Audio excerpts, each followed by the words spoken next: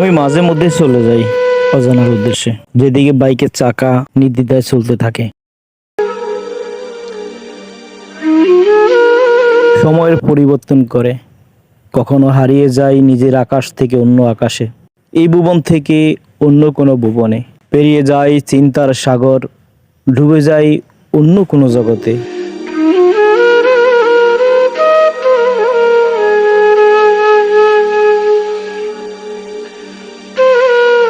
সেদিন সন্ধ্যার কিছুক্ষণ আগে, আনুমানিক 5টা, 5:30 কিংবা তারও একটু বেশি হতে পারে, এই পানপাড়া, রামগঞ্জ, হাজীগঞ্জের যে রোড ছিল, ওই রাস্তা দিয়ে আমরা হাজীগঞ্জ বড়কুলের উদ্দেশ্যে বের হই।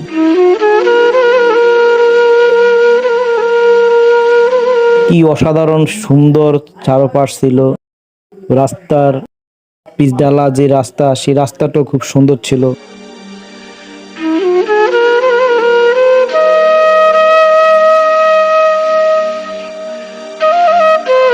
চারপাশের পরিবেশটার সাথে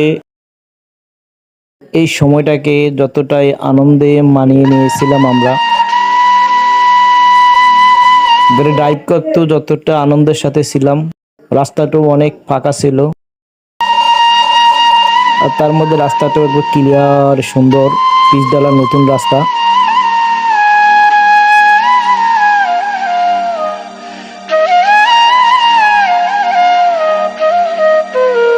মাঝে মাঝে কিছু দর্শনীয় নান্দনিক স্থানগুলোতে বা বাজারে একটু ভিড় যানজট ছিল।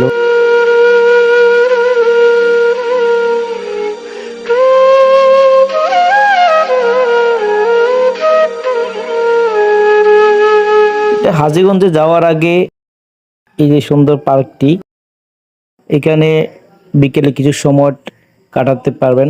যদি এটা প্রাইভেট পার্ক, এখানে টিকিটের টাকার বিনিময়ে টিকিট কেটে ভিতরে ঢুকতে হয়।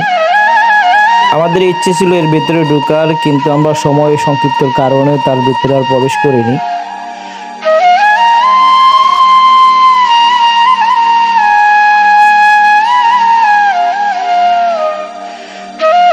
সূর্য ডুবু ডুবু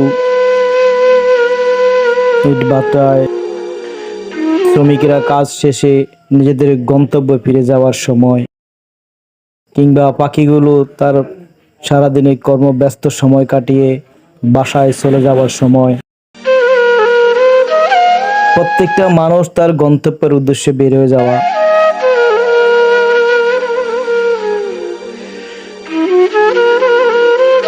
দৃশ্যগুলো মনের মাঝে